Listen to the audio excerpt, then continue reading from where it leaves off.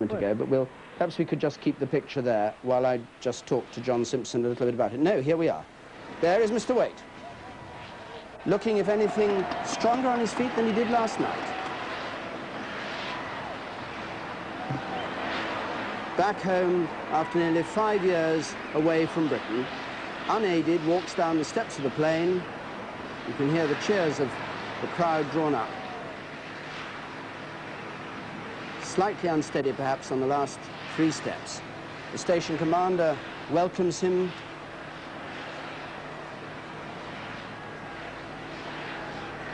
Well, I must say that is a quite extraordinary picture for a man who's been chained up for 23 hours and 50 minutes of every day for nearly 2,000 days, suddenly released yesterday, taken to Damascus, flown home, and there he is talking as though he'd just come back from a week or a couple of weeks away, even going down and inspecting the Guard of Honor drawn up.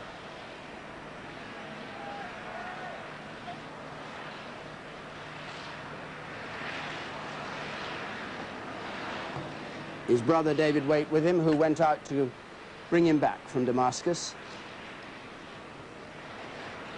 And he's now going to drive away and go to the VIP suite for a private meeting. But look at that man, look at his face. Would you really think he'd been away for nearly 5 years? Quite extraordinary resilience. Quite extraordinary.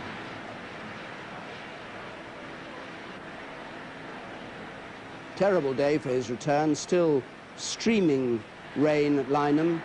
You heard Jenny Bond say we hope he may make a statement at some point to us, but if it is, it'll be in one of the big hangars where they do the press conferences possibly. But he's on his way now to the VIP reception area where a flat's been prepared for him, where he'll be made as comfortable as you can be made in the strange surroundings of an RAF base, not quite like home in Blackheath, where these pictures will be being watched by those congregations who prayed for him right through this time, who rang the bells of their church, as all the bells of the cathedrals and churches in Britain are going to ring at 7 o'clock this evening.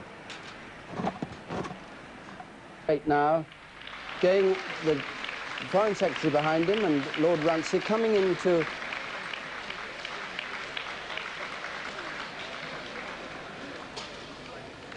the hangar, receiving some flowers, talking to people. Let's just watch this now. Is Jenny Bond around? Jenny, what's the plan now? Mr. Waite is... Well, I think he's clearly going to talk to us, David. I think he's going to speak.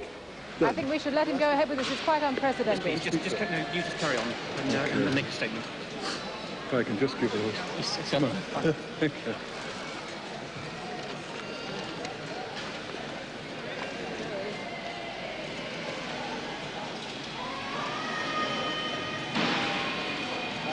Ladies and gentlemen, I think you can imagine that after 1,763 days in chains, it's an overwhelming experience to come back and receive your greetings.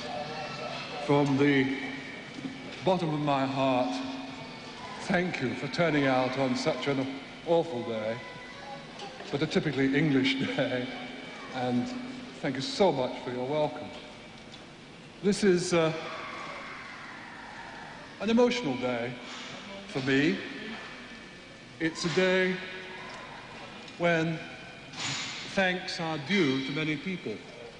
First of all, of course, to the Secretary-General of the United Nations and his envoy for their hard and persistent work to seek a resolution to the problem of all hostages who are detained in the Middle East.